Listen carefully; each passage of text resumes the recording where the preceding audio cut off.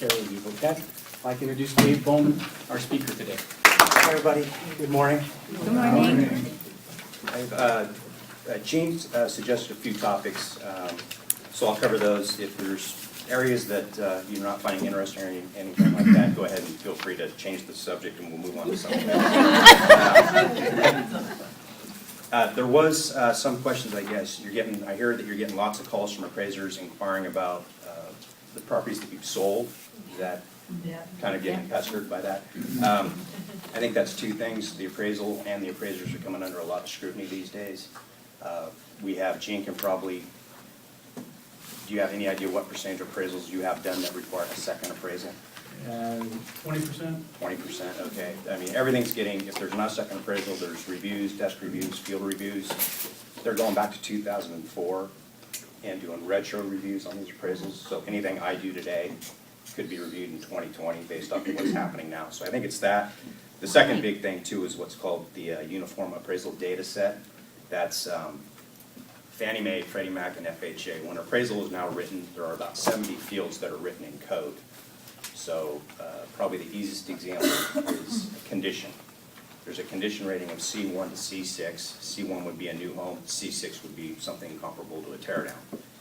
They're able now to gather the data and input it into a system and track it. So if I use a comp and I say the condition rating is C2, if I accidentally change that on a report in the future to a C3, they'll catch that glitch. They'll also be able to catch if one appraiser is calling a property a C2, which would be a home that's in very good condition, and another appraiser is calling it a C5 and making an adjustment, they will be able to, question that appraisal. So appraisers are really looking to get as much thorough information as possible. Not that we shouldn't have been doing that before, but just there's a far more scrutiny now regarding that. Okay. If it's a listing or a pending that you're getting called on, you're supposed to include at least one, if not two, listings or pendings in an appraisal to support the value. And it's the principle of substitution. If something's listed for $350 and you're selling a property at $365, why is there a property on the market at $350 when you're appraising the property at $365? So in my case, I will try to call and find out, especially if it's pending, is this property in contract, and is it in contract above list price? Because I'm going to have a hard time justifying $365 for my property versus a listing at $350. So, you're probably getting phone calls like that too. Seller concessions, you're probably getting calls, even though I think everybody does a great job putting the information in MLS, but they're really hammering appraisers right now. What are the concessions? That's one of the fields that's also in the report. Again, it's something that was always required to be reported, but now it's specific in the report. So if I use a property, a comparable that I'm showing there's no concessions, and another appraiser uses that same property and shows 9,000 in concessions, the UAD system now will catch that.